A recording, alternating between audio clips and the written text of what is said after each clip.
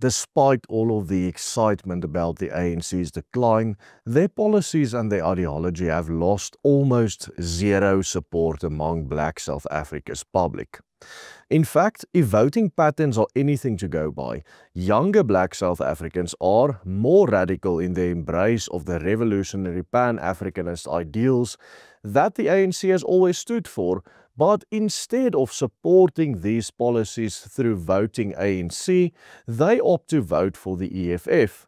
On the other side, older ANC voters, and specifically Zulus, throw their weight behind the ANC's competitor, the MK Party. Indeed, the voting patterns of Black South Africans reveal not a political awakening, but rather the continuation of a destructive political inheritance. The ANC's share of the vote dropping from just over 60% in 2009 to around 40% in 2024 is indeed an astonishing decline, but a realistic analysis of the data reveals the hard reality that this was exclusively due not to Black voters forsaking the ANC for liberal parties like the DA, but because of even more radical revolutionary Pan-Africanist split-off parties who adhere to the very same political ideology, even with far more vigor than the ANC. As Robert Daigen from the Cape Independent has also pointed out, apart from the Zulu nationalists, almost the entire Black population of this country has and will continue to vote for the ideology driven by the ANC and its offshoots such as the MK and the EFF. But why is this? Why, despite all the failures, the death and the destruction, the impoverishment and the chaos that has characterized the past 3 decades of Black rule in South Africa, do Black South Africans, even the rising Black middle class, simply continue to support this same political agenda? Stay tuned, because in today's video we will highlight why Black South Africans politically support their own destruction. Here at the Willem Petscher Group, we have extensively documented how ethnopolitics dominate the South African political landscape. There are well-established voter blocks in this country, and the fact is that around 65% or more of this country's voters always vote for the ANC or one of its more radical offshoots.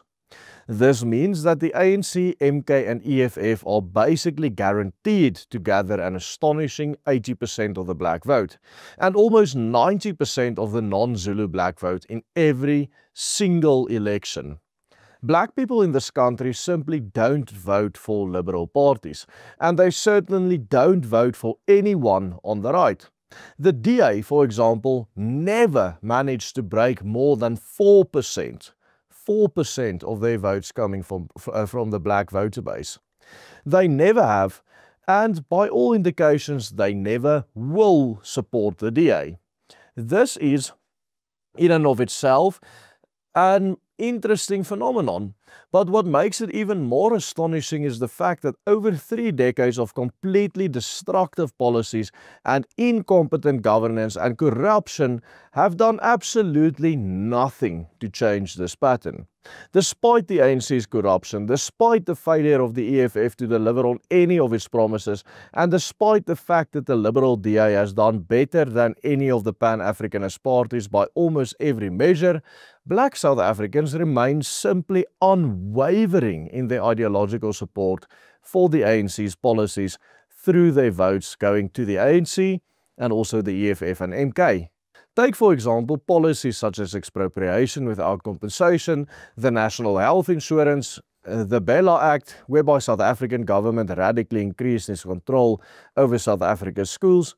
The South African voters by now know full well of the corruption involving the Tembisa Hospital and many other hospitals in this country. How many times haven't we heard people, including multiple Black South Africans, say that going to a public hospital is basically a death sentence? The things that work in South Africa, let's be blunt about it, we must not lie. Yeah. The things that work in South Africa are the things that are in the private sector run by white people in South Africa. Even the ANC cadres, by the way, they walk around with medical aid cards in their back pockets because when they are sick, they don't want to go to Tembisa Hospital. You know why? Because Panyaza Lisufi and these criminal gangs, they have destroyed Tembisa Hospital. They have destroyed Mamelodi Hospital. They have destroyed in my township in Mukhuhlu, Matikwana Hospital. Matikwana Hospital, I know it. In Mpumalanga in Mukhuhlu, a township called Mukhuhlu. Today, locals there in Matikwana Hospital, they know that if you go into that hospital, you're not coming back, you will die. So that's what the ANC has done. They have potholes. I mean, I grew up in this country. I was 18 in 1994. There were not potholes on tar roads. There were no potholes. Robots were working. I mean, this idea that you drive through a town or a city, robots don't work. It's an ANC thing, and we must name it that way. So these guys have done a lot to destroy our country. South African voters, including black voters, know of the absolute disaster that expropriation was in Zimbabwe. They see hundreds of thousands of Zimbabwean immigrants fleeing across the northern border, moving into their neighborhoods and taking their jobs. They know that their children aren't receiving a proper education in the government-run public schools they attend. Black voters of this country know all of this. These things aren't conspiracies behind closed doors that they have no knowledge of. They see the destruction right in front of their eyes happening in this country. And yet, they continue to support not only the parties, but the very policies that those parties have and that they advocate, that are directly responsible for all of these atrocities. Why? Why is this? I mean, how does it make sense that black people in this country continue to vote against their own interests and vote for their own impoverishment and the destruction of their children's future? The answer lies in the very nature of how the South African democracy came to be and what democratic policies in this country are. The ANC, seen as the herald of democratic dispensation of this country, has always seen themselves as a liberation movement and continues to do so today. Democratization and governance for the ANC and its supporters have never been about developing the country and creating a better country or a future for the generations to come after. The fact of the matter is that the ANC, the EFF, the MK, and the vast majority of black voters in this country simply do not think about the future of their children. Their lack of foresight does not allow them to do so. The entire political program is driven by envy and hatred. This may seem a very harsh thing for me to say, but it's the reality. Black people in this country automatically support policies such as Bella and the NHI when a large number of white people reject them because in their minds the white minority in this country is the ultimate enemy. To their mind, a large number of white people rejecting something means that that thing is automatically to their benefit, and whatever white people support is always to their detriment. In their political narrative, white people are the ultimate enemy. The Calvinist political philosopher R.J. Rushdoony once described socialism as politicized envy.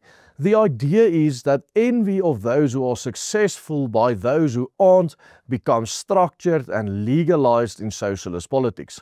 When resentments are aggregated and acted upon by the state, you get schemes of redistribution, taxation, regulation and expropriation that aim to level outcomes. To Rushdoony, politicized envy has the power to bring down entire nations, just as is happening in South Africa. This dynamic is most certainly at play in South Africa, but here it is aggravated by being combined with the idea of Ubuntu, which teaches that someone's very humanity depends entirely on their relationship with others. A person becomes human only through harmonious connection to the collective.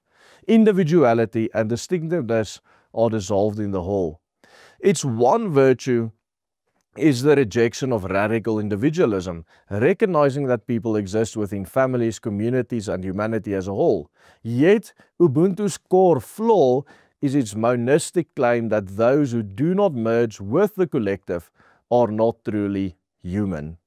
Applied to South Africa's nation-building project, Ubuntu leaves no space for those, such as white South Africans, who wish to preserve their distinct identity, or even those who simply desire to grow their wealth and build a better life for their own children. For any cultural or financial plans that exclude others are seen as schemes fundamentally denying the humanity of those excluded, thereby dehumanizing both themselves and others. This belief explains why those who refuse to assimilate are often treated as less than human. They are viewed as obstacles to the unity of the Afro-normative whole. This is why these Pan-Africanists unashamedly can sing Kill the Boer and still think they are not doing anything wrong. To kill Hamaza, kill the poor, the farmer, kill the poor, the farmer. Brr, pa, pa, brr, pa, pa. Attention. And so, what we are witnessing today in South Africa is not merely the failure of a political party, but the logical conclusion of a worldview, a synthesis of socialism and Ubuntu that shapes the moral and political instincts of the African electorate. Socialism, in its South African form, offers the promise of equality through destruction. It teaches that justice means the leveling of all differences, that prosperity must be shared before it can be earned, and that guilt belongs to those who succeed in society. Ubuntu, on the other hand, baptizes this impulse with moral language. It speaks of community, harmony, and shared humanity.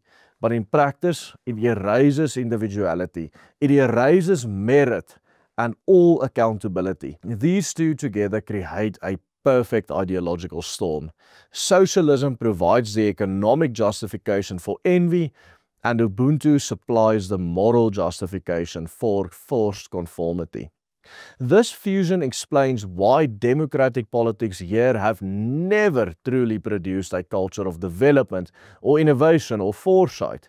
Instead, the collective is exalted and the productive individual is demonized and dehumanized. The one who dares to rise above the collective by working harder, saying more, or thinking differently is branded as greedy, selfish, and un-African. Over time, this mindset becomes institutionalized in schools, in policy, and finally at the ballot box. And that is why, even as the country collapses under the weight of unemployment and corruption and state decay, the majority continues to vote for the very parties responsible for this. Their politics is not aspirational, but retributive. Their democracy is not about freedom, but belonging. To oppose the collective, to stand apart, is to betray one's very humanity. And thus, the cycle continues, until the society itself is consumed by the very same envy and moral conformity that birthed it. And this, my friends, is why black people in this country have always continued to vote for the distinctively anti-white policies of the ANC, the EFF and the MK. Because at the end of the day, their distinctly Ubuntu socialist politics is a unique manifestation of what the German philosopher Carl Schmitt in his famous work Der Begriff des Politischen so aptly theorized as the friend-enemy distinction. And in their worldview, whites have always been and will always be the ultimate enemy. Here at the Willem Petse Group, we believe the only solution to the dilemma caused by this politics of hatred and envy which shapes South Africa today is self-determination for the peoples. Just think of how much more peaceful and prosperous this part of the world would be if those who do not adhere to this destructive Pan-Africanist Marxist ideology were able to establish an independent Zulu kingdom, an independent Boer Republic, an independent Cape Republic. In a recent video, we therefore highlighted how the ANC's own policy, if consistently applied, actually necessitates the recognition of self-determination of the Western Cape and all others. Check out our full report by clicking on the link appearing right here on your screen. and support our work by becoming a paid member of the Willem Petse Group. Only with your support can we change the hearts and minds of people. Simply follow the steps on the banner underneath me. Goodbye and God bless.